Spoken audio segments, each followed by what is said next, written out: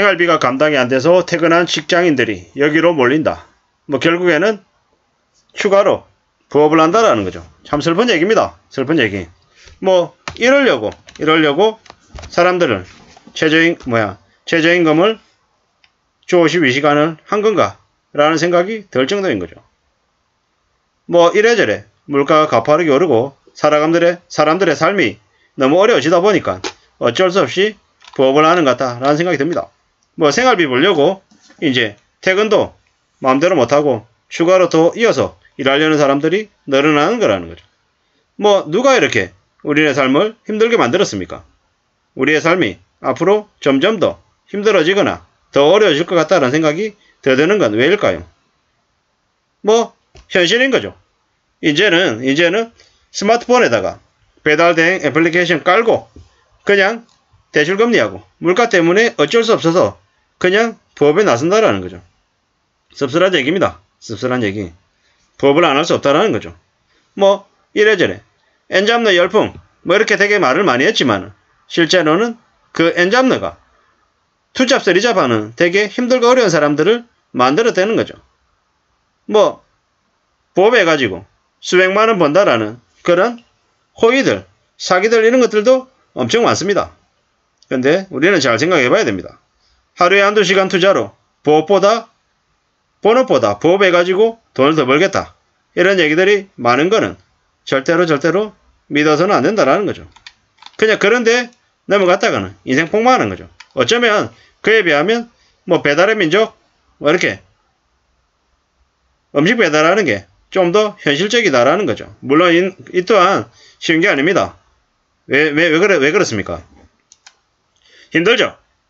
음식을 빠른 시간 안에 배달해야 되잖아요. 음식이 식기 전에. 그리고 내가 가려고 하는 배달하는 지역이 정확하게 어디인지 잘 모릅니다. 그렇기 때문에 곳곳을 찾아다니다 보면 어렵죠. 뭐 배달 일이 남녀노소 가릴 것 없고 성별 연령대 가리지 않고 아무나 다 할 수 있다지만 힘듭니다. 어렵습니다. 절대로 만만하지 않다라는 거죠. 생활고에 부업에 뛰어난 사람들이 점점 늘어나고 있는 게 현재의 모습입니다. 이러한 현실을 우리는 어떻게 받아들여야 될까요? 참 힘들고 더 어렵죠. 빡셉니다. 근데 이렇게 부업을 하는 것도 좋지만 이 부업에 대한 우리의 인식도 좀 잘 필요하다라는 거죠. 쉽게 뭐 부업을 기대해서는 안 된다라는 거죠. 뭐 엔잡러, 투잡 쓰리잡 하는 사람들을 되게 멋있게 얘기하는데 이제는 한 개의 일만 해가지고 먹고 살기는 힘든 일인 거죠. 하나의 일을 해서 그 일이 끝나면 끝이 아니라 자연스럽게 이제 다른 일을 하는 거죠. 다른 대안을 찾아보는 게 어쩌면 지금의 시대는 당연할지도 모른다라는 거죠. 정규직하고 비정규직의 경계도 무너지고 자영업자와 노동자, 시업과 실업의 구분도 사라지는 것 같습니다. 정규직 직장인이 정규직 일을 하면서도 부업을 알아봅니다. 현재 받는 수입에서 좀 더 받고 싶은 거죠. 근데 이런 걱정들, 이런 생각들이 우리의 삶을 점점 더 바꾼다라는 거죠. 삶이 전쟁터 같다는 생각을 더 많이 해봅니다. 이미 투잡을 권하는 세상이 되어버렸습니다. 뭐 재택근무도 많이 하기 때문에 재택근무하니 또 자기 시간을 마련해가지고 자기 시간 이용해가지고 또 다른 일도 해야겠다. 이런 생각들도 많이 한다는 거죠. 일본 같은 경우에는 1992년에 밥값으로 746엔을 쓰다가 500엔 이하로 줄어듭니다. 500엔짜리 동전 하나로 밥을 먹는 걸 코인 런치라고 하는데 점심 먹는 시간 또한 33분에서 19분으로 줄어듭니다. 그리고 일이 끝나면 무조건 집에 가서 식사를 한답니다. 부업이나 아르바이트하는 직장인도 일본인들 경우에는 40%랍니다. 일본의 장기 불황이 보여준 모습이죠. 이게 앞으로 한국에도 비슷하게 벌어질 일이다 라고 봐야 될 것 같습니다. 이제는 최근에 온라인 스마트 스토어로 돈 번다, 음식 배달로 돈 번다 이렇게 엄청 광고를 많이 합니다. 한국이 점점 더 일본을 닮아간다라고 생각하면 맞을 것 같습니다. 어쩌면 앞으로 한국에는 많은 근금 절약하는 방법, 아끼는 것들도 아마 인기를 끌 것 같습니다. 왜 그러겠습니까? 왜? 안 그러면 버티기 힘들기 때문인 거죠.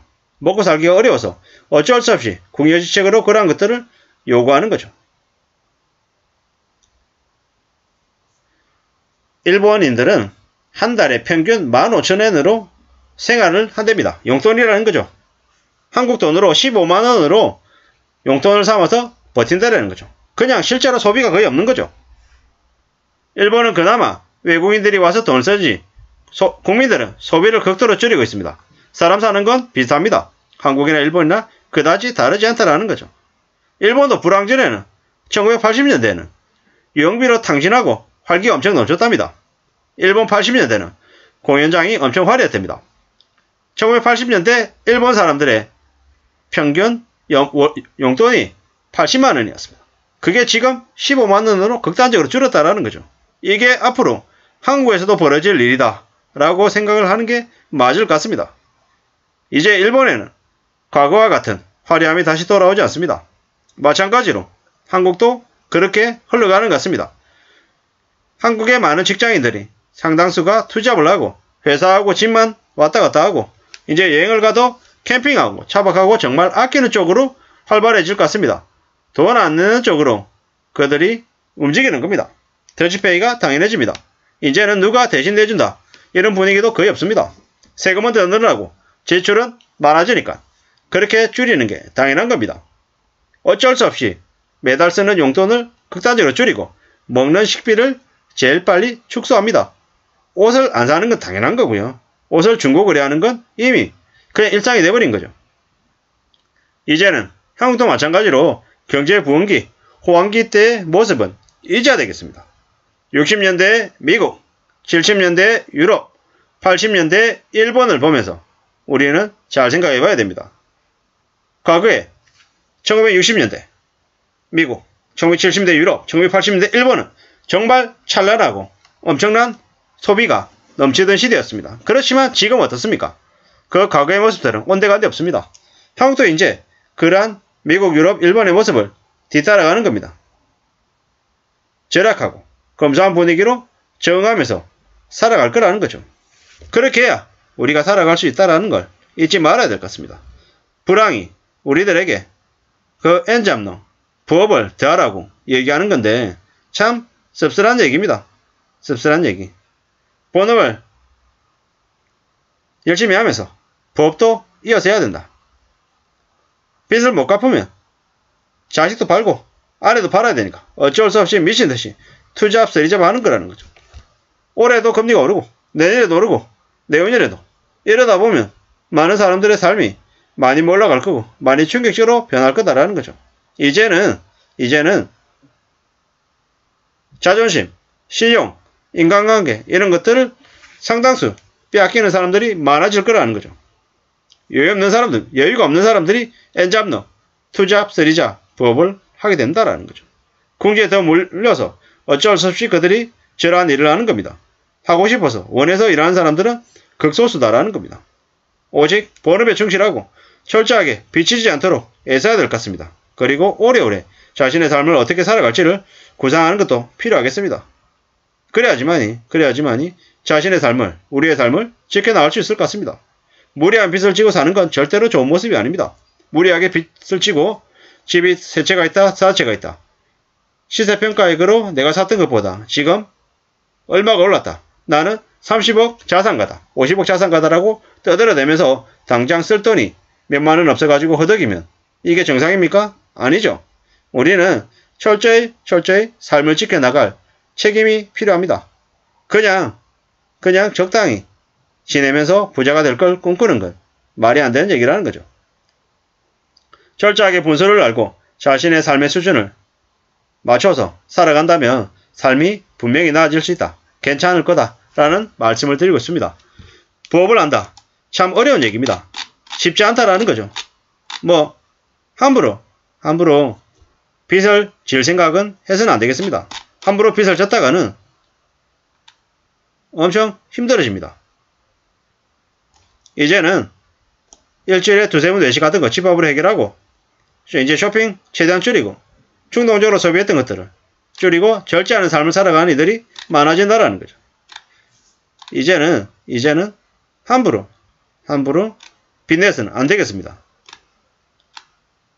우리가 살아가는 삶이 절대로 만만하지 않다. 쉽지 않음을 명심하면서 지내야 될 것 같습니다. 이상입니다.